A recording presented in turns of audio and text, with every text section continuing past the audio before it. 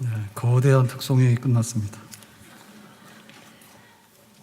이렇게 많이 나와서 특송한 건 처음 같아요. 자, 오늘 말씀 중에서요, 10절 말씀, 성경 중에 10절, 한 절만 다시 보겠습니다. 10절 다 같이 시작. 에스라가 여호와의 율법을 연구하여 준행하며 율례와 규례를 이스라엘에게 가르치기를 결심하였더라. 자, 오늘 에스라에 대해서 얘기를 하겠습니다. 에스라는 누구인가? 에스라는 누구인가? 에스라는 바벨론의 그 나라가 망해서 이제 포로로 잡혀가서 70년을 지내죠. 그리고 그 70년이 끝날 때 1차로 이제 2차로 3차로 이렇게 나눠서 귀환하게 되는데, 그때 이제 1차 귀환한 사람들은 성전이 불타서 그 성전을 재건하는 사명을 가지고 왔습니다. 그때 이제 지도자가 스룹바벨이 되겠어요. 그러고 나서 이제 에스라가 이제 2차 귀환을 하게 되는데, 그 2차 귀환은 영적 생활이 지금 아주 굉장히 좀 이렇게 영적 생활이 지금 많이 망가져 있어요. 그래서 그 영적 생활에 대한 각성과 영적 부흥, 그게 이제 2차 귀환의 목적이 되겠습니다. 그리고 이제 3차 귀환은 느헤미야가 예루살렘 성벽이 무너졌는데 그 예루살렘 성벽을 재건해야 되겠다. 그래서 이제 3차로 귀환하게 되거든요. 그래서 나라가 망하고 나서 포로 생활 끝난 다음에 1차, 2차, 3차 할 때 지금 에스라는 2차 귀환의 리더예요. 그래서 영적 개혁이 에스라의 사명이에요. 자, 그런 일을 했던 인물이다, 이렇게 보겠고요. 그러면은 그 에스라는 개인적으로 좀 더 다른 정보가 없느냐? 2차 귀환의 리더고 영적 개혁의 리더다 그랬는데, 이제 이런 영적 개혁 운동을 하려고 그러면은 거기에 이제 맞는 사람이 돼야 되잖아요. 그래서 이제 그 에스라는 첫째 어떤 거가 이제 준비가 된 사람이냐면 그 대제사장의 자손이에요. 그래서 제사장의 자손, 대제사장의 자손이다라고 밝히고 있거든요. 자, 이거를 밝히는 거는 혈통을 밝히는 거예요. 지금 혈통을 밝히는 거는 뭐냐면 나라가 망하고 예루살렘이 불타고 그랬는데 이제 돌아와서 성전도 재건하고 이렇게 하잖아요. 그랬을 때 그 성전 재건 역사 내지는 이스라엘의 재건 역사는 그 성전 중심으로 그 혈통의 순수성이 거기에 뒷받침이 돼야 돼요. 그러니까 아무나 와가지고 뭐 성전을 짓고 아무나 와가지고 영적 리더가 된다, 이런 얘기는 통하지가 않아요. 옛날의 것을 회복하기 위해서는 영적인 전통성이 있어야 되는데, 영적 전통성은 일단 제사장의 혈통 안에서 가능하다. 그 조건이 에스라는 맞았다는 얘기입니다. 두 번째는 뭔가 하면 율법에 익숙한 학자라 했거든요. 율법에 익숙한 학자예요. 그러니까 제사장이라고 하는 거하고 율법을 연구해가지고 학자가 됐다는 얘기는 별개의 문제입니다. 근데 이거를 겸비하고 있다는 얘기죠. 자, 이거는 뭔가 하면 그 예루살렘이 불타서 성전이 없어졌을 때 다시 돌아와서 성전을 세우잖아요. 그런데 그 바벨론 포로로 70년 동안 살면서 성전 없이 지냈거든요. 이방 땅에 가가지고 성전 없이 지내잖아요. 그러니까 성전 없이 지내는 동안에 주로 뭐가 발달하는가 하면 말씀으로 예배하는 게 발달해요. 그러니까 회당 중심에서 말씀을 연구해가지고 가르치고라고 하는 그런 이제 그 예배로 발달을 하게 돼요. 그래서 거기서 이제 나오는 사람들이 그 율법을 연구하는 사람들이 나오게 돼요. 그리고 그 하나님 말씀을 그 당시에는 이렇게 인쇄를 못하니까 그 양가죽 같은 데다가 이제 이거를 필사하잖아요. 하나하나 이제 복사를 해가지고 그거를 이제 이렇게 가르치고 이렇게 하죠. 그러니까는 그런 전문가들의 그룹이 나오게 되는 거예요. 그러니까는 성경 말씀을 필사하게 되고 손으로 쓰게 되고, 그리고 그 성경 말씀을 연구하게 되고 그 성경 말씀을 가르치는 이러한 그 서기관 그룹들이 나오게 되거든요. 그러니까 율법을 연구하는 이런 학자들이 나오게 됩니다. 그러니까는 여기 에스라는 그런 사람이에요. 그러니까는 혈통적으로 볼 때는 제사장에 속하는 거고, 말씀으로 볼 때는 말씀을 공부하고 유능하게 해석하고 가르칠 수 있는 그런 자질을 갖춘 사람이다는 얘기죠. 그런데 이제 그 2차 귀환이라고 하는 것은 자기 개인이 마음대로 왔다 갔다 하는 비즈니스를 하는 그런 상황에서 하는 게 아니죠. 지금 포로로 잡혀가서 지금 페르시아의 그 시대에 살고 있잖아요. 그러니까는 그 왕의 또 은혜를 입어야 돼요. 그 처음에 스룹바벨도 그랬고요. 고레스 임금이 가서 성전 지어라 해서 이제 후원을 받아서 온 거고요. 여기 에스라 같은 경우에도 그 왕의 후원을 받아요. 그래서 돌아가는데 너희들이 뭐 필요한 게 뭐냐 해가지고 다 이렇게 안전도 지켜주고 그다음 배경도 되고 그렇게 해줍니다. 그리고 느헤미야 때도 마찬가지죠. 느헤미야도 술관원장인데 그 왕이 약간 휴직을 하고 그러면 가서 예루살렘 성벽을 재건하도록 해라. 이제 이런 걸 또 알려주죠. 그러니까는 이제 굉장히 그 왕의 총애도 받게 되고 나름대로 신임도 받게 되는 그런 배경도 가지고 있는 사람이다. 이제 이렇게 보겠습니다. 그리고 이제 에스라는 그 첫 달 초하루에 그랬는데 1월 1일 날 출발했어요. 그래서 지금 여기 한 800km가 되는데 지금 예루살렘으로 오는 그 길이 5월 달 초하루에 도착을 했어요. 그러니까 1월 1일 출발해가지고 5월 1일 날 여기 도착할 때까지 걸어서 그 한 5천 명 되는 무리를 이렇게 이끌고 왔거든요. 그러니까 굉장히 위험한 여행이죠. 근데 그 위험한 여행을 안전하게 잘 이루었는데 그 비결이 뭐냐면 금식 기도하고 그랬다고요. 그러니까는 영적으로도 기도를 많이 하고 하나님께 이렇게 응답을 받아가지고 모든 게 형통하게 갈 수 있는 그런 기도의 사람, 응답의 사람이 또 에스라다 이렇게 보겠어요. 그러니까 이런 것들이 다 종합이 돼가지고 그 예루살렘의 영적 개혁 운동을 이제 주도하게 되는 그런 인물이 되는 거죠. 그러니까는 여기서 우리가 핵심은 뭔가 하면 에스라는 내가 누구인가를 몰랐다든지 혹은 내가 해야 될 일을 몰랐다든지 그런 게 아니다.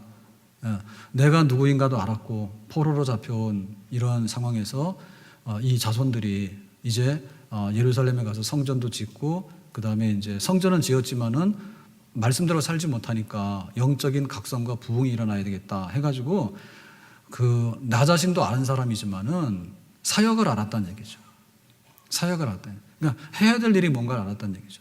그러니까 그 당시에 해야 될 일은 뭐냐면 이게 영적 개혁 운동인데 영적 개혁 운동이 왜 필요한가 하면 성전은 복구했어요. 근데 옛날에 솔로몬의 성전에 비하면은 이 스룹바벨 성전은 굉장히 초라한 거예요. 그 영광스러운 그 솔로몬 시대 때 그 성전에 비하면은 돌아와 가지고 지은 성전은 뭐 착공한 지 20년 만에 우여곡절 끝에 이게 준공은 됐지만은 굉장히 초라하고 보잘것없는 성전이거든요. 그러니까는 그 성전은 섰지만은 그 성전에서 예배가 드려지게 되고 예루살렘에 사는 백성들이 하나님 말씀대로 사는 게 지금 돼야 되는데 성전도 초라할 뿐만 아니라 성전 유지도 못한다 지금. 그리고 더군다나 생활 자체가 이방인의 생활을 따라가가지고요. 그러니까는 이제 그 포로로 잡혀갔다는 얘기는 이방 세계 속에 던져졌잖아요. 그러니까는 한 5만 명이 돌아갔는데 5만 명이 돌아갔더라도 그 사람들이 신앙적으로 똘똘하지가 않았다고. 신앙적으로 굉장히 나태하고 게으르고 돌아가서도 20년 동안 성전 짓는 거를 지연하다가 겨우 했잖아요. 그러고 나서 또 한 60년이 지나거든요. 한 60년이 지나고 나서 보니까는 처음에 뭐 예루살렘으로 돌아가자 성전 짓자라고 하는 1세대도 죽었고 그 나머지 사람들이 그 영적인 그런 그 새로움이나 영적인 각성 같은 게 굉장히 떨어지죠. 그리고 그 당시에는 이제 이방화가 급속하게 진행이 돼요. 이방화가 급속히 진행이 돼가지고 그 아주 그 외부의 문물들이 막 이렇게 들어오게 되고 그리고 막 성전이 70년 동안 그 폐허가 돼 있다가 돌아와가지고 한 또 80년이 지났잖아요. 그런 사이에 그야말로 이렇게 하나님 백성은 있지만은 하나님 백성의 삶은 없는 거예요. 교회는 있지만 교회는 없는 거예요, 실상. 교인은 없는 거예요. 교인다운 교회는 없는 거예요. 그러니까 그런 피폐된 영적 상황. 성전도 유지 못할 뿐만 아니라 성전은 그냥 형식적으로 있다 하더라도 거기에 생활이 거룩한 백성의 생활이 따라가지 못하는 그런 상황 속에서 에스라는 할 일이 뭔가를 알았던 사람이죠. 그게 바로 우리 교사들의 발견이에요. 우리 교사들의 발견이에요. 교회가 가르치는 사람이 없는데 교회가 서 있느냐면 서 있지 못하죠. 성전은 있지만은 이 성전이 성전다워야 되는데 성전다워야 되는 거는 말씀을 가르치고 또 말씀을 가르치는 것도 세 종류가 있습니다. 말씀을 말로 가르치는 게 있고 그거를 이제 성찬으로 가르치는 게 있고요. 떡과 포도주를 마시고 먹으면서 가르치는 게 있고 그 다음에 안 되면 잡아다가 패는 게 있어요. 권징이라 해요. 그러니까는 교사가 있어가지고 말로만 가르칠 뿐만 아니라 생활로도 가르치고 생활로 안 가르치 못 따라가면 잡아다가 매로 패야 되는 거예요. 그게 다 교사 역할이에요. 그런 게 있어야 되는데 그게 없게 되면 교육이 없다는 얘기죠. 교육이 없게 되면 영적으로 이게 무너져가지고 그야말로 교회는 있지만 교인은 없고, 교인은 있지만 교인다운 교인은 없고, 우리가 예배는 있지만 예배다운 예배는 없게 되고, 말씀은 있지만은 말씀하고 나하고는 상관없게 되는 거고, 그러니까는 급속하게 세속화되어지고 급속하게 마귀화되어지니까 결국에는 교회는 음부의 권세를 이겨내는 교회가 아니라 이 시대도 못 따라가게 되고 나중에는 이 시대와 함께 휩쓸려 가지고는 온데간데 없이 사라지는 그런 교회밖에 안 되는 거죠. 그래서 에스라는 자기의 소명과 자기의 사명을 받아들였다는 얘기입니다. 푸른바다 나선이 몸 같이 합시다. 어디든지 가오리다. 괴로우나 즐거우나 주만 따라 가오리니 어느 누가 막으리까 죽음인들 막으리까 어느 누가 막으리까 죽음인들 막으리까. 교회 문제는요, 질의 문제예요. 교인의 문제는 질의 문제예요. 그러니까 이거를 우리가 확보해야 돼요. 가르치는 교사가 있어야 돼. 가르치려고 그러면 힘들죠. 그러니까 에스라가 지금 이 험난한 십자가를 지고 예루살렘에 와가지고는 예루살렘을 개혁해야 되겠다.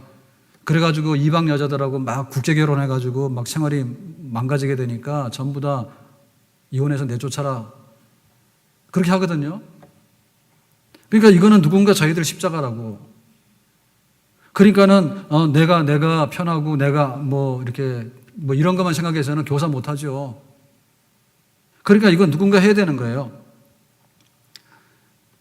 하나님께서 우리에게 맡긴 일에 관해서 누군가 십자가를 져야 되는데 가르치는 십자가를 누가 지고 나갈 것인가. 그래야지 교회의 미래가 있고 우리의 미래가 있다는 얘기죠. 우리가 그냥 이렇게 세상에 있으면은 그냥 세상에 있는 것으로 끝나는 게 아니에요. 점점 세속화된다고요. 하나님 말씀보다는 세상의 가르침이 우리를 지배한다고. 그러면 뭐 하나님 앞에 예배드리는 한 시간은 막 너무 아깝고 손해보는 것 같고 교회 와서 헌금하라 그러면 막 아깝고. 그 근본적으로 뭐냐면 하나님은 아주 그냥 내 인생의 5% 그래가지고는 심지어 교회들이 그러지 않습니까? 2%를 채워주는 교회라고. 완전 미쳤다니까요. 2%를 채울 것 같으면 그냥 안 하고 살지 뭐하러 2%를 채우러 와요? 오지 마세요. 더운데. 에? 그러니까는 근본적으로 이게 우리가 구원이 있느냐라고 하는 문제는 지옥 백성이냐 아니냐, 하나님 자녀냐 아니냐 이런 거를 다루고 있는데 그 세상에 들어갔다는 순간부터 우리는 점점 세속화되는데요. 세상 가면 그냥 세상에 좋은 거대로 해라, 돈대로 해라, 그냥 인기대로 해라, 유행대로 해라. 그리고 뭐 세상에서 뭔가를 가르치면요, 거기에 대해서는요, 얼마나 잘 받아들인지 몰라. 결국엔 뭐냐, 우리 속에 하나님의 말씀이 있고 복음이 있는가, 그걸 우리가 계속해서 지켜나갈 것이 있는가, 그런 얘기죠.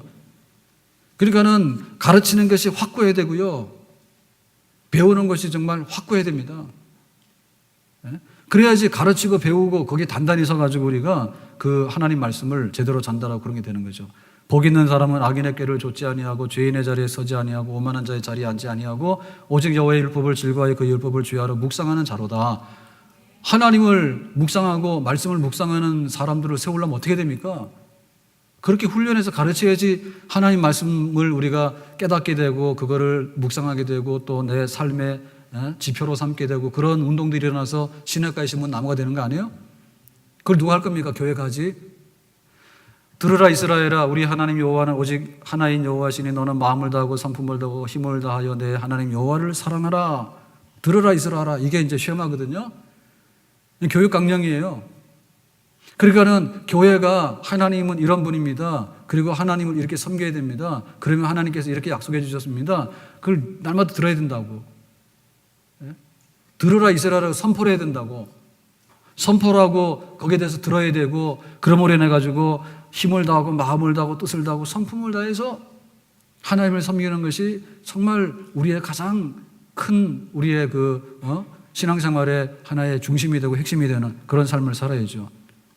새 사람 된 그날부터 평안한 마음 늘 있어서 이 복된 말 전하는 일 나의 본분 삼았도다. 내가 복음을 받았는데 어떻게 입 다물고 있는가? 그리고 내가 하나님의 계명을 받았는데 어떻게 그 계명을 내가 무시하고 그렇게 할 수 있겠는가? 나도 그렇게 살고 우리가 그렇게 살고 들으라 이스라엘아라고 입을 열고, 여기 보면 성경에 뭐라 했냐면 자녀를 부지런히 가르치는데 집에 앉았을 때이든지 길에 행할 때이든지 누웠을 때이든지 일어날 때이든지 이 말씀을 강론할 것이라 그랬거든요. 그야말로 안전하으나 우리 생활의 구석구석에 하나님이 반영되고 하나님의 뜻이 반영되고 그 말씀 앞에 복종해 사는 사람이 되도록 하는 거, 그것이 바로 에스라가 했던 일이고, 그것이 에스라가 살았던 시대의 이방화라고 하는 것은요, 지금 말하면요, 우리로 말하면요, 우리가 100배 더 해요. 네? 지금 우리가 보면은 우리가 이렇게 그 신토불이 그러는데 신토불이가 어디 있어요? 전기불 켰는데 전기불이 우리 겁니까? 전부 다 기름 가지고 해가지고 전기 만드는 거고, 자동차 돌아다니는데 자동차 전부 다 기름 다 사가지고 오는 거고, 그 사실 그 계산해 보면요, 그러면 우리가 뭐 일산에 이제 열무가 많이 나오잖아요. 열무, 부추 아시죠? 그러면 열무나 부추도 그게 다 국산인가 신토불인가? 거기 뭐 거름 들어가지, 그 다음에 뭐 과일 나오면은 과일 다 온실에서 다 뭐 가꾸지 뭐 하지, 전부 다 그 뭐냐면 석유 다 들어가는 거고 다 에너지 다 들어가는 거 아니에요. 그러니까 사실 우리가 보면요, 하나도 없다니까. 삼성이 우리나라 기업이라잖아, 현대자동차가. 그런데 뭐 거기에 투자 들어온 게 얼마나 많아요? 네? 그러니까 우리는 그야말로 에스라 시대로 말하면요, 100배 그냥 이방화가 진학된 새 속에 살고 있는 거예요. 세상 속에 빠져 살고 있는 거예요. 그러니까는 우리의 믿음을 지켜나가고 우리의 신앙을 지켜나가고 하려고 그러면은 나도 서야 되겠지만은 다음 세대가 문제고요. 교회에 오는데 새 가족들이 오지 않습니까? 등록하지 않습니까? 그 새 가족이 그야말로 이제 그 초신자인데요. 초신자가 돼가지고는 세례를 받고 이렇게 성장해 나가는 과정에서 얼마나 그게 많이 들어가야지 이게 진짜 기독교인이 되고 교인이 되는지 몰라요. 그걸 누가 할 것인가에 대해서 에스라가 내가 그 일을 하겠습니다라고 해서 리더로 나오거든요. 우리가 준비도 해야 될 뿐만 아니라 특별히 그 사역과 소명과 사명에 있어서 내 자녀는 내가 가르쳐야 되는 거고요. 우리 교회는 우리가 가르쳐야 되는 거예요. 아멘? 예. 내가 배운 대로 내가 우리 교인들을 가르치고요. 내가 배운 대로 우리 자녀들을 가르치고요. 그렇게 해가지고 처음 예수 믿게 되면요, 가르쳐가지고 나중에 한 6개월 지나고 1년 지나면 똘똘한 교인이 되도록 하는 거. 그것이 바로 우리 시대에 우리가 모두가 다 받은 하나님께서 우리에게 주신 그런 사명인 줄로 믿습니다. 자, 그러면 에스라가 이런 사람인데 이런 영적 개혁 운동을 하는데 그거를 나눠볼 때 어떻게 결심하고 실행에 옮겼는가. 자, 10절 말씀을요, 다시 한번 읽겠어요. 시작. 에스라가 여호와의 율법을 연구하여 준행하며 율례와 규례를 이스라엘에게 가르치기로 결심하였더라. 자, 첫째는 율법 연구, 두 번째는 율법 준행, 내가 실천에 옮기는 것, 세 번째는 가르치는 것. 자, 이 세 가지를 결심해서 그 영적 부흥 운동을 일으켰어요. 자, 첫 번째 율법 연구인데, 자, 율법 연구라고 하는 것은 뭐예요? 어느 날 하루가 지나서 달력을 딱 이렇게 넘기고 그 다음에 나이 한 살을 먹었더니 율법이 그냥 내 머릿속에 딱 들어와가지고 달고 오면 그 말씀, 이게 됩니까 안 됩니까? 될 리가 없지. 그 연구라고 하는 것은요, 아주 굉장히 조심스럽게 인과관계를 밝혀가지고 거기서 추론해가지고 뭔가를 이렇게 깨달아가지고 그거를 이제 하나의 응용해가지고 생활로 가져 나오는 작업이, 그게 바로 연구하는 그런 거예요. 연구하는 거예요. 우리가 비행기 날아다니는데요, 비행기 진짜 하늘을 날아다니면 신기하잖아요. 그럼 비행기를 처음에 저거 할 때 얼마나 시행착오를 많이 겪었어? 야, 새들은 하늘 날아다니는데 인간은 하늘을 못 날아다니까? 그 생각했을 때 그 발상 자체가 황당하죠?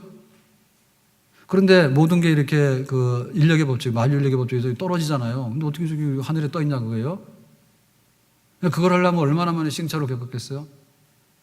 그리고 우리가 지금 자동차를 타고 다니는데 자동차 굉장히 안전하다고 인식하고 있잖아요. 그죠? 그런데 이 자동차가 안전하지 않죠. 연구를 거듭해가지고 지금 이렇게 돼가지고 이게 지금 모든 사람이 탈 수 있는 자동차가 된 것이지요. 그렇지가 않죠. 네? 대량 생산이 안 되면 이게 얼마나 비싸요. 그죠? 그리고 또 대량 생산이 안 되면 부품 조달이 안 되잖아요. 뭐 하나 없어지면 그 놈을 어떻게 만들어 오냐고. 그러니까 이거를 대량 생산으로 해가지고는 또 모든 사람이 이런 규칙만 지키면은 사고가 안 나도록 하는 거. 그걸 연구를 거듭해가지고 그 나오게 되는 거죠. 그러니까 그런 연구가 필요하다는 얘기입니다. 그러니까는 눈 뜨고 나면은 말씀이 보이고 눈 뜨고 나면 나가 막 이렇게 영적으로 이렇게 천사가 돼서 날개가 다르고 그런 거 아니에요. 의도적인 노력을 해야 되는 거예요. 그래서 성경 말씀을 그 성전이 불타서 이렇게 잡혀오고 나니까 성전이 없으니까요. 어떻게 예배 드릴까 할 때 말씀으로 돌아간 거예요. 그리고 우리가 왜 망했는가를 보니까 말씀에 가서 보니까 하나님의 약속들을 안 지키고 계명을 안 지킨 거예요. 그래서 아주 그냥 그 밥만 먹고 이제 성경 필사만 하고 연구하는 그룹들이 생겨나기 시작하는 거예요. 그 에스라가 그런 사람이에요. 그러니까 우리 안에도 교회 안에도 그 하나님의 말씀에 대한 연구하는 불타는 그 탐구심이 있어야 됩니다. 아멘? 그럼 우리 신앙생활에 결국에 그게 있어야 돼요.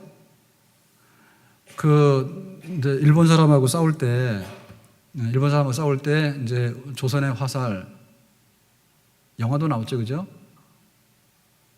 조선의 활, 영화도 나왔잖아요. 그런데 일본 사람은 칼이요. 근데 임진왜란때 왜 졌냐면은, 화살을 능가하는 조총이 나오니까 그거를 실용화시켰잖아요. 예? 일본의 왜군들이. 그러니까 우리가 졌잖아. 그런데 또 이순신이 그걸 또 어떻게 이겼죠? 예. 그러니까는 바다의 배는 조총거리에서 쏘잖아요. 그죠? 그러면은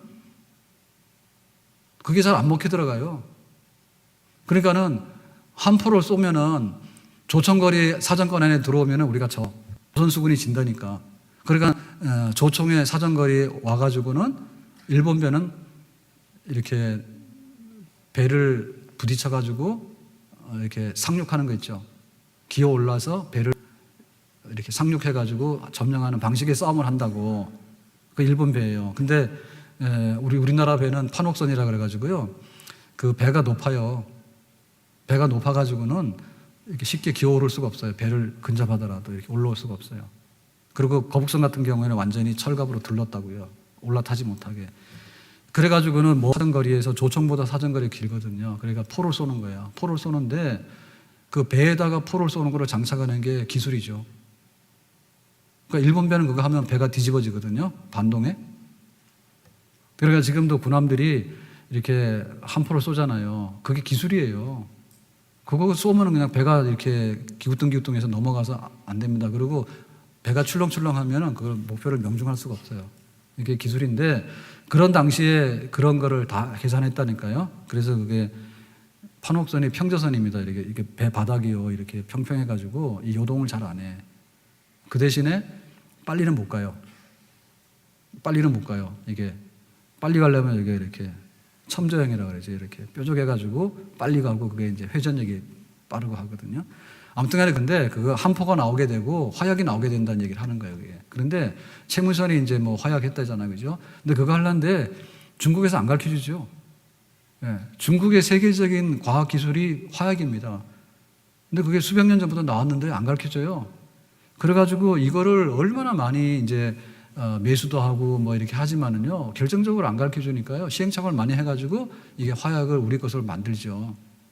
그래서 이게 비방이라 그래서 처음에는 매뉴얼도 안 한다예요. 왜냐하면 그거 새나가면 안 되기 때문에. 그래서 아름아름으로 하다가 나중 가서 이제 이렇게 그 매뉴얼을 해가지고 이렇게 섞으면 된다. 뭐 이렇게 했다 하더라고. 근데 그걸 하는데 왜 그랬을까? 최무선이 이거 화약하고 하는데 그거를 왜 했을까라고 할 때 영천 사람인가 그렇다죠. 대구 옆에 영천 사람이 그렇다는데 그 당시에 그 왜구들이 얼마나 많이 들어왔는지요. 일본에서 배 타고요. 짠 하면은요. 낙동강 타고 막 들어오는 거예요. 그 영천 대구 근처까지도 막 들어오는 거예요. 거기까지도. 그래가지고는 그냥 순식간에 와가지고는 약탈하고 순식간에 사라지고 하는데 이게 당연할 수가 없는 거예요. 그 배를요. 그러니까는 멀리서 그냥 포를 쏘는 이런 방식. 그런 거에 대해서 뼈에 사무친 거야. 그러니까 그렇게 연구를 하는 거예요. 그러니까 우리가 하나님 말씀, 하나님을 섬기고 내가 신앙생활 해야 되겠다 할 때 뼈에 사무치는 말씀에 대한 그런 그 열정들이 있어야 돼요. 그리고 그걸 연구해야 돼요. 아멘? 네, 하나님이 어떤 분인가를 알고 싶다네. 말씀을 알아야지 하나님이 어떤 분인가를 알게 되는 거고, 또 하나님께서 어떻게 살아라고 하는지에 대해서 매뉴얼을 알아야 될 거 아닙니까? 그리고 그걸 알아야 되는 거고요. 그러니까 그거는 깨달아지게 되는 거거든요. 자꾸 연구하게 되면요. 그러니까 주의를 안식일을 거룩하게 지키라 했는데 안식일 거룩하게 지키는 것도요. 원론은 같지만은 세부 항목으로 가면 다 다릅니다. 세부 항목으로 가면 뭐 때문에 안 되고 뭐 때문에 안 돼, 뭐 때문에 안 돼, 뭐 때문에 안 된다. 그리고 와서라도 예배 시간은 10분 늦게 왔다, 10분 빨리 가는 거다. 그러면 또 안식일 개념이 달라지는 거죠. 주일 개념이. 예?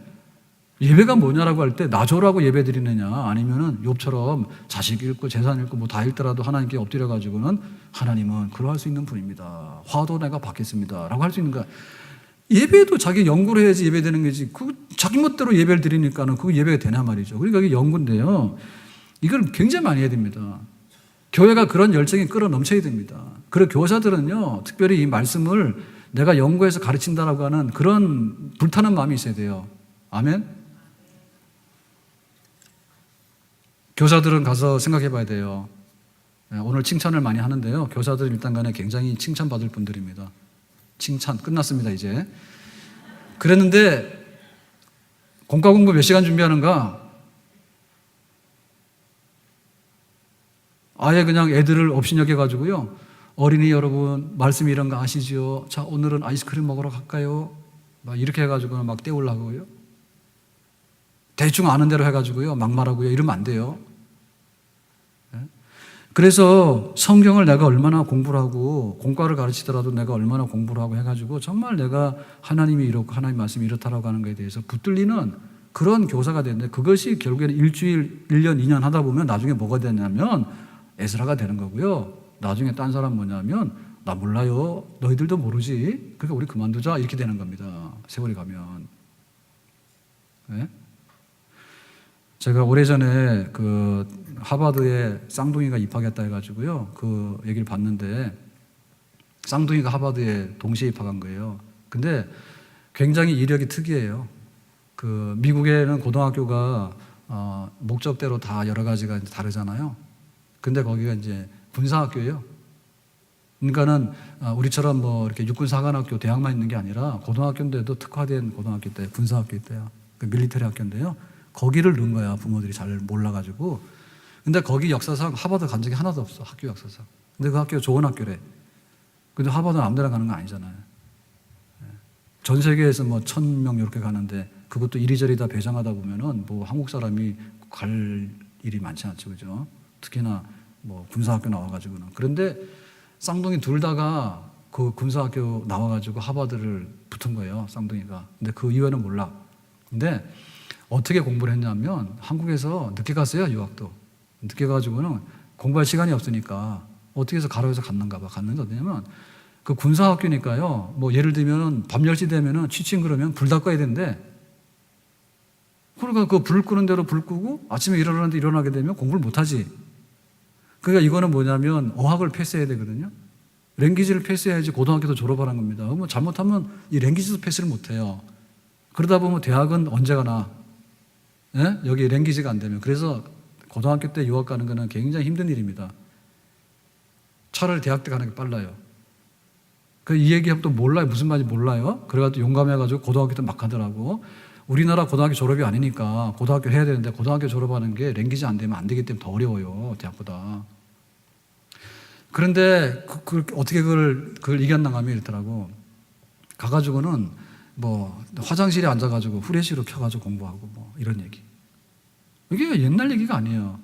몇 년 전에 쌍둥이가 하버드 들어간 얘기인데 그 고등학교에서 그렇게 했대요. 그러고는 이제 불법이죠, 그죠? 막 이렇게 커튼 쳐놓고 점호하고 그러니까는 몰래 이불 속에 들어가서 이렇게 불 켜놓고 후레쉬 켜놓고 공부하고 막 이런 식으로.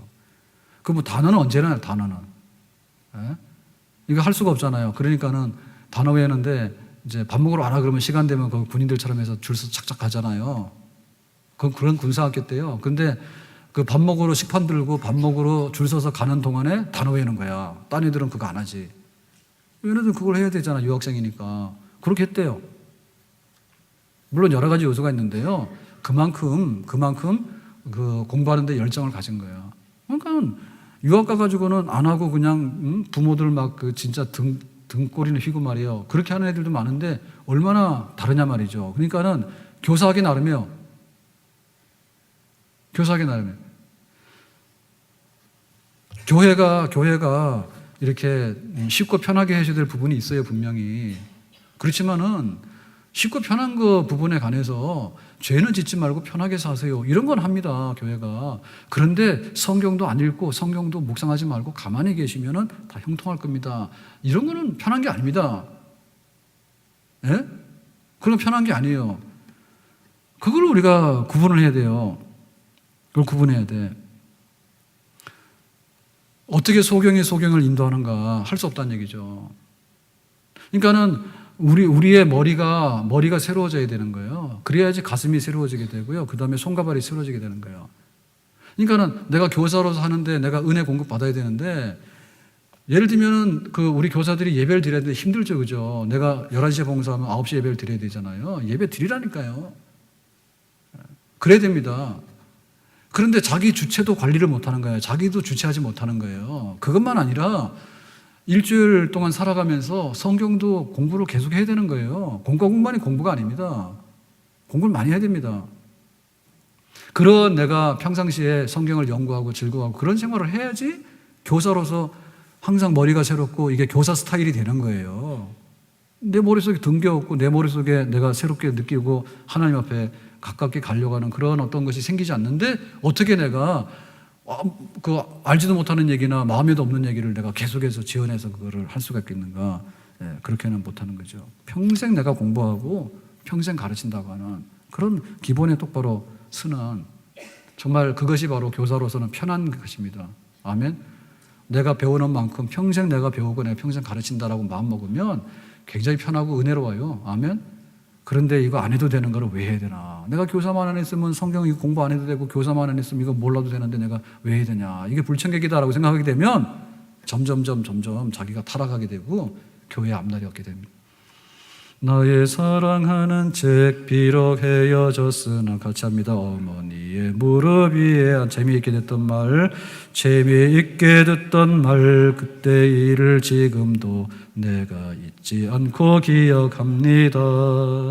귀하고 귀하다 우리 어머니가 들려주시던 재미있게 듣던 말이 책 중에 있으니 이 성경 심히 사랑합니다. 여러분, 우리가 감정적인 힐링에 대해서 굉장히 민감한 시대에 살고 있잖아요. 그러니까 우리 교사들이 교사하는데 그런 어떤 감정적인 여론 데에 따라서 우리가 좌우지되는 교사가 되면 안 되고요. 머리에 따라서 왔다 갔다 해야 됩니다. 네? 그리고 우리 아이들을 대할 때도요, 평생 올바른 말을 해주면 평생 아이들이 똑똑히 있어서 간다는 믿음을 가져야 되지, 가서 얘들아 한 주간 힘들었지 않니? 그러니까 오늘 공과를 하는데 20분 하기가 너무 힘드니 오늘은 5분만 하고 집에 돌아가기를 바란다. 자유다, 해방이다, 힐링이다. 완전히 싹군이. 막 모르는 얘기를 하라는 얘기가 아니에요. 모르는 얘기 하라는 게 아니라 알으라는 얘기죠. 그것이 우리 아이들한테도 정말 도움이 되고 힘이 된다는 걸 알아야 되는데, 그냥 힐링, 뭔지 모르겠지만 그래, 그것만 해가지고 능사라고 하는 것은 그야말로 이게 효력이 3일도 안 가요. 3일도 안 가요. 자, 두 번째는 뭐냐면 준행하며 그랬죠. 준행이라고 하는 것은 뭐냐면 실천입니다. 실천의 삶인데요. 이번 청문회 보세요. 청문회 보면 나와가지고 막 다 털면은요, 진짜 만신창이 되는 거예요. 그러니까 우리가 교사가 된다는 말은 내가 머리로 산다는 사람이 아니라 내 생활로 사는 사람 의미하거든요. 그러면 교사들이 내가 사는 데 있어서 교사가 돼야 되죠. 그래서 교사가 어려운 거예요. 교사가 어려운 거는요, 몰라서 어려운 게 아니에요. 내가 가르치는 대로 내가 생활에 그렇게 살아가는 모습을 교사하는 거죠. 기도하라 그러면 선생님이 기도를 하고 하는 것은 이렇게 응답이 되더라고 알려주는 것이 내 삶으로 살아가는 거죠. 아멘. 어려운 일이 있으면요, 그 어려운 일을 어떻게 이겨나가는가에 대한 고백이 있어야 되겠죠. 예수님은 십자가의 고난도 당하셨는데 나는 이렇게 어려움을 이겼다. 그리고 내 생활 속에 이르니까는 우리 아이들한테 그렇게 어려움을 이기는 사람이 되라 가르치는 거죠. 그리고 우리의 그 하나님을 우리가 알게 되면은 우리의 그 내면적인 세계가 달라져요. 그래서 우리가 흔히 자아상이라 그러죠. 교사들의 자아상이 만신창이가 될 수 없다고요. 예? 하나님 나를 사랑하셔. 그러니까 나는 감자가 아니라 나는 토마토야. 나는 메뚜기가 아니라 난 대장부야. 예를 들면 교사들 안에 그런 게 형성되어 있단 말입니다. 그런데 그게 없으니까 삶이 없는 거 아니에요. 삶이 없으니까 뭐냐면 부딪히는 데 가가지고 애들한테 가가지고요. 우리 선생님은 마리 선생님이지? 아니야. 그런 거를 생활 속에 전달해 주는 거죠. 교회가 얼마나 귀한지 알아? 나는 교회를 위해서라면 이렇게 하고 있어? 그리고 그걸 살면서 우리 가르치는 거 아닙니까? 그런데 뭐라 성경을 가르쳐 놓고요. 교회는 뭐 이런 거야 라고 해서 엎어버리고 말이에요. 그거는 우리가 머리로 아는 거하고 내 생활하고가 반대되는 거 아닙니까? 그러니까는 교사로서는 행동하는 데 있어서요. 내가 교사인가에 대해서 내가 에스라가 연구를 많이 했지 않습니까? 그렇지만 내가 준행하기로라고 하는 면에 있어서 탁월한 리더였단 말입니다. 탁월한 리더. 우리가 그 바리새인에 대해서요. 굉장히 그 안 좋은 평가를 해요. 그런데 여기 에스라 같은 사람이 율법을 전문적으로 연구하고 가르치는 사람인데요. 이게 이제 포로 후 시대에 나오기 시작했거든요. 포로로 잡혀가기 전에는 이런 일이 없었어요. 근데 가서 연구하고 이제 이렇게 합니다. 근데 그러니까 이렇게 해서 이제 그 서기관들이 나오고 율법학자들이 나오게 하는데 이거는 긍정적인 면이에요. 그런데 이것이 이방화와 맞선 그야말로 유일하신 하나님을 섬기고 또 하나님 앞에 절대 복종하는 그야말로 유일신 하나님, 한 분밖에 없는 하나님, 비교할 대상이 없는 하나님, 그런 하나님을 섬겨나가는 데 있어서 세속화와 이방화라고 하는 죽으란 얘기죠. 그죠? 그러니까는 죽기로 각오하고 이방화를 막아내고 세속화를 막아내지 않습니까? 그런데 이제 이렇게 가는데 이게 세월이 지나면서 어떤 현상들이 나오냐면 이제 그 바리새인이 나오는데요. 바리새인이 이제 하시딤, 포리새, 구별됐다는 그런 사람들이 나오는데 이제 이 서기관들이 나중에 발달하면 이제 바리새인 그룹이 돼요. 바리새인 그룹이 되는데 그 바리새인 그룹들이 집단적으로 모여가지고 우리는 이렇게 이방화를 거절하고 하나님을 섬겨나가는 사람이다. 율법에 충성한 사람들 이렇게 나왔는데 이 사람들의 문제가 뭐였는가 하면 결국에는 공부하고 아는 거는 100점. 오케이. 그런데 생활로 옮기는 거는 위선자. 결국엔 나중에 그 에스라의 후손들과 에스라 뒤에 나오는 이런 바리새인들, 포리새 그룹들이 나중에 문제가 생기는 변절이 오게 되는데 그 변절은 뭐냐면 지식에 대한 변절이 아니에요. 바리새인이 하는 말 다 옳아. 예수님도 다 옳다 했어. 니네 하는 말 다 옳다 그랬어. 근데 니들이 하는 행동을 너희들이 본받으면 안 된다 그랬어. 쟤네들은 독사의 자식이라 했거든요. 아는데 그렇게 안 하는 거예요. 그러니까는 겉으로는 회칠한 무덤이죠. 무덤을 멋있게 꾸몄는데 끄집어내면 뼈다귀밖에 없잖아. 그러니까 너희들의 행동이 죽었다. 삶이 죽었다. 그래서 바리새인들에 대해서 생활이 너희 위선적이다고 예수님께서 막 공격하신 거예요. 그러니까 우리 교사들도 거기에 노출되어 있는 거예요. 저도 거기에 노출되어 있는 거예요. 그래서 목사님 그러면 저는 진짜 부담스러워. 목사님은 부담스러워. 왜냐하면 힘들잖아요. 그 얘기 듣고 나면. 교회에서만 해도 얼마나 채점을 합니까? 오늘도 오전에 나와서 예배 드리면서 그랬을 거예요. 오늘 목사님 설교 몇 점 다 채점했을 거예요. 그래서 제가 점수를 많이 먹어요. 예? 그런데 그냥 길 나가서도요, 그냥 하는데. 근데 또 이렇게 반가운 성도를 만나면 부담이 없는데요. 저분이 교회를 나오는지, 지금 우리 교회에 등록이 돼 있는 분인지, 그리고 신앙생활 제대로 하는 분인지, 이런 분들도 저보고 목사님 안녕하세요 그러니까는 제가 힘들다니까. 힘들다. 우리 교사들 그런 게 힘들죠. 교사냐고. 굉장히 부담스럽잖아요. 교사냐고. 그렇지만 그거 축복이에요. 축복이에요. 그러니까는 내 삶을 어떻게 준행하고라고 하는 것이 우리 교사들의 결심이 돼야 됩니다. 아멘? 나는 적어도 이렇게 내가 행동하겠다. 그 미우라 아야코가 그 빙점의 작가 그분이 지금 뭐 돌아가신 분이지만은 그분이 그 수필 쓴 거 보면은 굉장히 은혜가 돼요. 그게 다 품절이 됐더라고. 그런 책은 막 찍어내야 됩니다. 근데 그게 또 품절이 됐더라고요. 오래되니까 안 찍는데 하여튼 간에 할 수 있으면요. 여러분 그거 집에다 사다가요. 오래 두고 한번 읽어보세요. 근데 거기에 보면 여러 가지 얘기가 있는데 간단하지만 여러 가지 얘기 있는데요. 목사님을 존경하는 이유 한번 대보세요. 백원사님 목사님 존경하는 이유가 뭐예요? 빨리 돼보라니까요.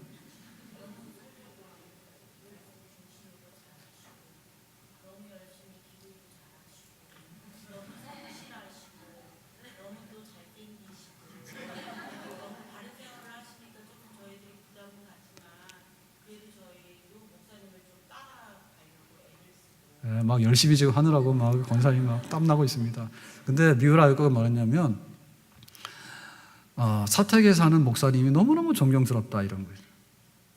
사택에 사는. 그러니까 옛날에는 사택해가지고 다 살았잖아요, 교회 안에. 그러니까 새벽이고 밤이고 뭐 들락날락 하는데 그 안에서 사는 것만으로 나 같으면 못 산다. 거기 눈이 얼마가 많습니까, 그죠? 예. 진짜 힘들어요, 옛날 같으면. 그래서 그 동해물 갈 때 이제 끝나는 집도 많잖아요, TV. 요즘에는 좀 편하니까 그것도 없지만은 밤새도록 보잖아. 근데 옛날에는 동해물 가면 끝나죠, 그죠? 그래가지고는 목사님 사택에도요, TV 딱 켜놓잖아요. 그러면 다 보이지, 동네에서. 예? 그때는 밤이고 새벽이고 성도들이 교회 출입하고 기도하러 다니고 막 그러잖아. 이게 자유가 있어요, 그게? 자유가 없죠. 그러니까 사택에 사는 것만으로도 목사님이 너무 존경스럽다. 그래서 제가 아는 권사님 그러더라고요. 하여튼간에 목사님 넥타이만 매는 것만 봐도 존경스럽다 이러더라고. 그래서 저는 막 넥타이 안 하고 다니잖아요. 어제도 밥 먹는데 보니까 방울이 목사님 넥타이라고 딱 앉아있더라고. 저는 막 귀찮아가지고 아무렇게 하고 막 와서 먹는데, 그러니까 사실은 주일날만 되면 이거 넥타이 매는 것도 이게 쉬운 일은 아니에요. 제가 오후에 또 헌신 예배를 해서 또 넥타이로 또 이렇게 갈아 매고 왔잖아요. 이거 매느라고 또 막 돌리고 막 그랬습니다. 이거 성질다라면 그냥 자크 올리고 와야 되는데요. 그거 보는 관점이 다 다른 거예요. 보는 관점이 다 다른 거예요. 그리고 또 뭐 예를 들면 왜 목사님이 존경스럽냐면, 동생이 사고 나가지고 그랬더니 목사님이 그 당시에는 뭐 핸드폰이 없잖아요. 그냥 이 전화기 있죠. 전화 잘 들리지 않는 전화기. 전화기로요 안부했더니요 목사님이요 막 우시더래. 그래서 나는 남 얘기 들으면은 울지 못하는데 어떻게 목사님 울까? 또 그게 존경스럽다 그래. 그러니까는 목사님이 존경스러운 거예요. 이 아역구가 존경스러운 거예요. 나는 볼 때 아역구가 존경스러운 거예요, 그렇지? 예? 무슨 말인지 알아요? 그러니까는 우리가 사는 거 그게 힘들고 그러지만은 그게 바로 진리지 뭐예요. 알면 뭐하니까 안 사는데 한번 살아야 되잖아. 그럼 가르칠 때 뭐라 해? 말로 가르치면 뭐 하냐고. 말로 가르치면 뒤돌아서 가지고 그게 아니라고 저 행동으로 다 깔아뭉기는데, 그래서 우리가 실망하고 어렵지 않습니까? 제가 아는 그 학생은 자기 그러잖아요. 초등학교 다니는데 교회 선생님하고 약속을 했는데 뭐 상 주기로 했답니다. 근데 안 줬다고요. 시험에 든 거예요. 그래가지고는 부모님하고 교회를 안 나가 딴 교회 나가고 반골 기질이 있지. 근데 그거는 선생님이 뭐 잘못했다기보다는 그놈이 나쁜 놈이지. 내가 봤더니 대학부 가서도 그러더라고. 하긴 하는데 항상 그런 게 좀 있어요, 기질이. 근데 어쨌든 간에 우리가요, 선생님이요 뭐라고 했는데 막 이렇게 그런 거 없던 걸로 해 막 이러고 가잖아요. 그러면요 평생에 앙심 품을 수 있습니다. 약속도 안 지키는 교사라고, 선생이라고 말해요. 그런 거 할 수 있는 거예요. 그래서 우리가 우리의 그 행위, 우리 삶이 준행한다라고 하는 거. 그래서 에스라는 그렇게 사니까 그렇게 할 만하네요 라고 따랐던 그런 스승이었다. 세 번째 마지막으로요. 자, 가르쳤다 했거든요. 자, 가르치는 거는 뭐냐면 하나의 기술이에요. 그게 하나의 행위예요, 행위. 연구하고 내가 그렇게 살고 만약에 안 가르쳤다 하면 어떻게 될까? 자, 연구는 많이 했고 내가 그렇게 살았어요. 근데 에스라가 가르쳤잖아요. 근데 가르치는 현장이 없었으면 어떻게 될까? 생산 없는 거지. 공장 안 돌아가면 생산 없는 거예요. 아시죠? 우리 교회가 아무리 성경을 많이 공부하고 모범적인 신자들이 많아도 교사가 없으면 꽝이에요. 공장이 안 돌아가요. 이번에 월드컵 했는데 홍명보 감독이 굉장히 책망을 많이 듣고 그랬어요.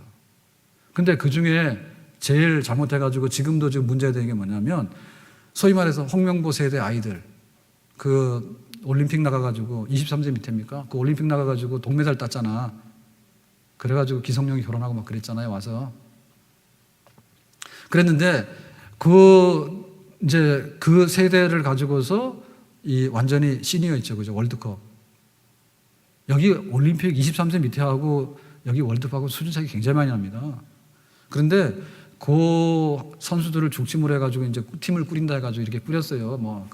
긴 얘기 안 하겠습니다. 근데 문제된 게 뭔가 하면 박주영, 이청용 잘 돼가지고 잘하는 선수들인데 어떻게 꼬여가지고 홍 감독 책임은 아니지만 그 선수들을 그렇게밖에 안 다룬 건 홍 감독 책임인데 전부 다 보면 팀에 주전이 잘 없어요. 팀에 주전이 잘 없어. 가서 클럽 팀에서 매주마다 시합을 하게 되면 거기서 주전을 해야 되잖아요. 예? 그래야지 뭔가 이렇게 자기가 선수로서 기능이 있고 이게 시합이 잘 돌아가잖아요. 근데 안 된 거 아니에요, 이번에. 부상 때문에 안 되고 뭐 때문에 안 되고 그러니까는 전부 다 부상당한 사람들 내지는 팀에서 주전이 안 돼가지고 몇 달째 나가지도 못하고 박주영 선수 같은 경우는 몇 년째 지금 주전이 아니에요, 그죠? 프랑스에서 모나코에서 있을 때 주전했다가 아스날로 스카우트돼서 가는 그 순간부터 해가지고는 뛰지를 못했잖아요, 거의. 그러면 임대 다니면서도 주전을 못해가지고 나중에는 발까지 다쳐서 왔는데 막 치료시켜가지고는 월드컵 데리고 나간 거 아니에요. 그러니까는 그래서 히딩크하고 완전히 다른 게 체력도 없다. 그런데 시합을 안 했으니까는 이렇게 게임 감각도 떨어진다. 그거 할 게 뭐가 있냐고, 할 게. 근데 선수들 구성조차도 그냥 홍 감독 아는 위주로 이렇게 하다 보니까 실전이 없잖아요, 실전이. 그래서 결국엔 뭐냐면 육군 병장이 일냈죠. 예? 월급 14만 원짜리 최하 연봉 선수가 골 넣었잖아요, 러시아전에. 그럼 난리가 났잖아. 수십억씩 받는 선수들이 뭐 하냐고요. 팀에서 뛰질 못하는데. 그런데 육군 병장은 뛰어야 되잖아. 국방의 의무니까. 14만 원 받고. 그리고 연봉 100몇만 원에 월드컵에서 골 넣은 사람 없어. 역사상 전무후무에 앞서서 그런 사람 안 나올 거예요. 이게 뭐냐면 자기의 그 현장에 있는 사람이 결국에는 일을 내는 사람이에요. 현장에 있는 사람이 일을 내는 사람이에요. 그래서 좋은 직업 가지려고 하면 일단 가서 취직을 해야 돼. 그림의 떡이다. 맨날 앉아가지고 소설이나 쓰고 앉아가지고는 누가 나를 스카우트 안 해가나. 네 발로 가서 좀 해라. 하다 보면은 너는 여기 문지기로 있을 사람이 안 되니까 너 매니저 하라. 그럴 거 아닙니까? 그런 실행력이 있어야 되는데 에스라는 그런 실행력이 탁월했던 사람이에요. 나는 가르친다. 가르치는 일은 굉장히 기운 빠진 일이고 부딪히다 보면 힘든 일입니다. 연구하는 일 쉽죠. 가르치는 힘들거든요. 그렇지만은 그 현장에 나가서 가르치는 일을 그야말로 기쁨으로 알고 해나갔던 사람. 어부는 바다에서 살아야 되고요. 군인은 전쟁터에서 살아야 되는 거예요. 농부는 농가밭에 가서 살아야 되는 거예요. 그리고 학생들은 공부하려고 그러면요. 대학만 다니면 안 돼. 대학만 다니면 안 되고. 그래서 우리나라 좀 많이 모순되어 있다 하잖아요. 인간은 자기 등록금 자기가 벌어야 된다니까. 그래야지 대학에 가치가 있는 거 없는 걸 알아요, 자기가. 그런데 그냥 빚내가지고 부모가 다 내주지 않는 건 말이에요. 전부 다 국가에서 대출해가지고는 그냥 몇천만 원 대주지 않는 말이에요. 그러니까는 그렇게 되는 거예요, 그게. 직업관념 잘 없어요. 내가 공부를 해야 될 이유가 있는가를 가서 일을 해보면 알잖아요. 일을 해보면 알잖아. 그러니까 일 속에서 진짜 지식이 생기고요. 일 속에서 진짜 자기가 발전하는 역사가 있게 되고 그런 거죠. 그죠? 그 살리는 일이죠. 그래서 하여튼 간에 좀 교사 부족하더라도 그런 말 하면 안 됩니다. 나는 성경을 잘 몰라서. 그럼 언제 교회에서 성경을 잘 모르라 했어요? 일단 교사를 하세요. 교사라고 안 되면 밤새서 자기 준비를 해야 되지. 그러니까 자기가 출근할 직장이 있으면 그 다음에 다 따라간다니까. 그런데 출근할 직장도 없는데 그냥 학위만 따고 그냥 돈만 쓰고 뭔가만 하고 있는 거야. 가서 돈만 닦고 있는 거야. 그러니까는 뭐냐면 비생산적이고 잘 안 되는 그런 데로 빠지게 되는 거거든요. 그러니까는요, 실행력이 뛰어나야 돼. 그게 전투력이 뛰어나야 돼. 한마디로 말해서. 교사면은 어떤가 가르쳐야 돼. 내가 아는 게 10이면은 20을 가르치려고 해야 된다니까요. 그런 열정이 있어야지 그게 교육이 이루어지는 것이지요. 나는 다 한다. 그런데 니네는 그냥 몰라도 돼. 라고 해가지고요. 수수방관하면요. 가르칠 게 없어요. 월급만 받으면 돼. 그래가지고 어떻게 교육이 되는가. 교육이 안 되잖아요. 정말로 내가 좀 부족한 교사를 하더라도요. 땀 흘려가지고요. 이렇게 한다고. 그래서 그게 교사들의 혁명입니다. 보면은 그 명문학교에 대한 학교, 요새는 제가 좀 관심이 없어가지고 안 보는데, 예를 들면 이렇게 보니까 강화도에도 그런 학교가 있더라고요. 강화도에도 성모도 가는데 보면은 무슨 학교인지 기억이 안 나는데, 고등학교인데요. 성모도 들어가는 쪽에 그 고등학교가 있대. 근데 거기에 이제 선생님이 자원을 했는데 자기가 일반 회사를 다닌 거야. 그러니까는 비전도 없고 힘들다 때려친 거야, 한마디로. 그래가지고는 편한 교사로 간 거야. 그래가지고 여행이 이제 교사 발령을 받아서 간 거야. 갔는데 가서 보니까 그게 아니라는 거 알았지. 그러니까 현장 가서 자기가 교사가 된 거야. 원래는 그런 교사가 아니었어, 자기가. 그냥 나는 월급 쉽게 받고 편하게 하려고 한 거야. 가르침에 대한 그런 목마름 없었어. 그랬는데 가서 보니까 그게 아니라는 거야. 뭐 교장 선생님도 하고 막 해가지고는 진짜 교사로서 가르치는 일이 하게 되니까 그게 막 명문학교가 되고 학생들을 변화시키는 그런 현장이 나오더라는 얘기죠. 그 무디가 그랬지 않습니까? 무디가 우리 반 아이들 주세요 그랬더니 야, 아이들 반 없으니까 너는 가 그랬잖아. 그러니까는 무디가 그러면 나는 교사도 안 시켜주냐고, 뭐 이런 교회가 있냐고. 그렇게 안 했죠. 예, 사탕 들고 나가서 길거리 가서 애들을 모집하다가 애들을 가르쳤잖아요.